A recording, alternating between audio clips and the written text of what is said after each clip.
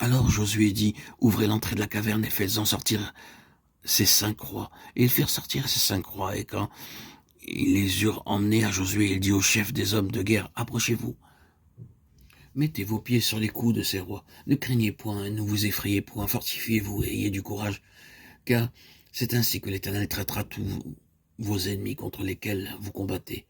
Il voulait faire comprendre à ses chefs que toute trace de frayeur devait être absolument bannie de leur cœur. C'est pourquoi il les mit dans une telle proximité de leur ennemi.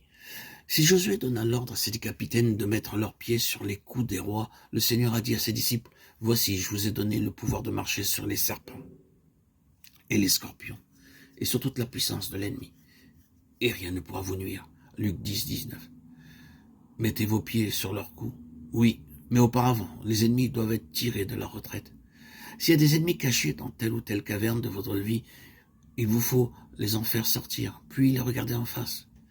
Si ces ennemis vous inspirent une crainte insurmontable, demandez au Seigneur de les tirer lui-même hors de leur cachette et de les amener à la lumière du jour pour que vous puissiez les considérer. N'ayez pas peur que tout soit manifesté. Priez pour que toutes les machinations secrètes de l'adversaire soient mises à découvert.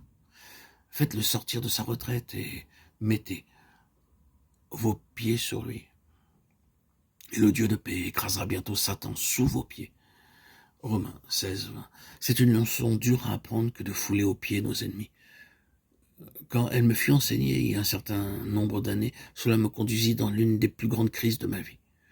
Mais le Seigneur avait à m'apprendre par des expériences répétées à triompher de l'adversaire jusqu'à ce que je fusse délivré de toute crainte devant lui.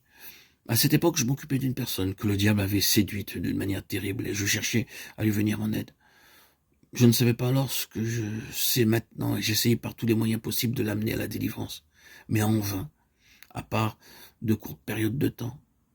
L'adversaire tentait de m'effrayer, mais je me rendais compte que si je me laissais gagner par la plus légère crainte, il aurait le dessus.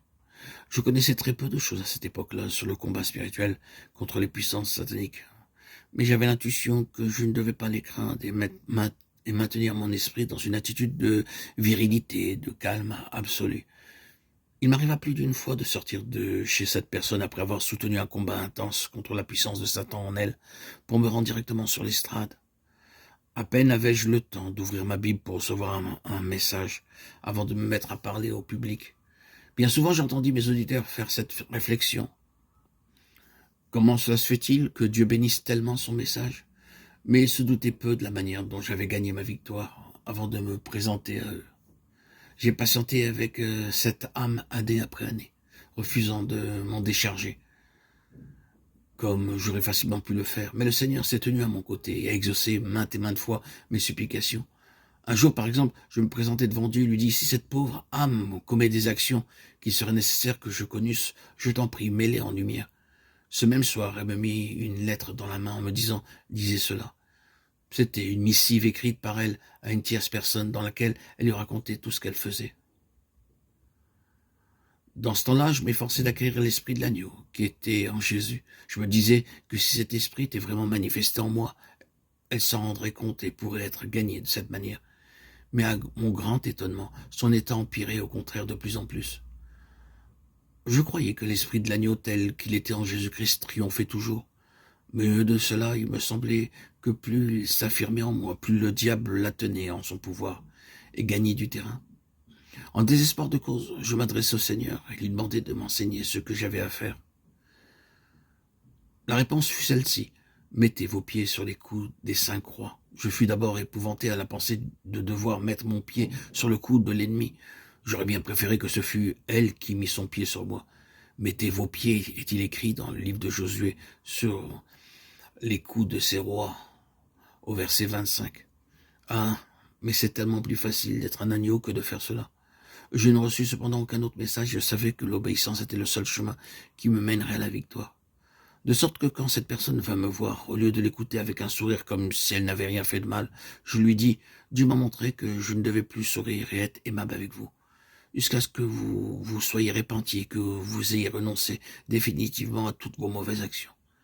Il m'interdit de continuer à passer par-dessus vos péchés et à l'ignorer, car je m'aperçois que le diable ne fait que prendre un plus grand empire sur vous par ma tolérance.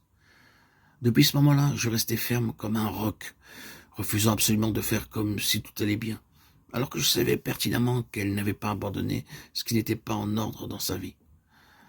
Je confessais au Seigneur que c'était la chose la plus difficile et la plus dure qu'il m'eût jamais demandé de faire, mais je reconnais que jusqu'à ce moment-là, je n'avais jamais vraiment compris ce qu'était la justice de Dieu.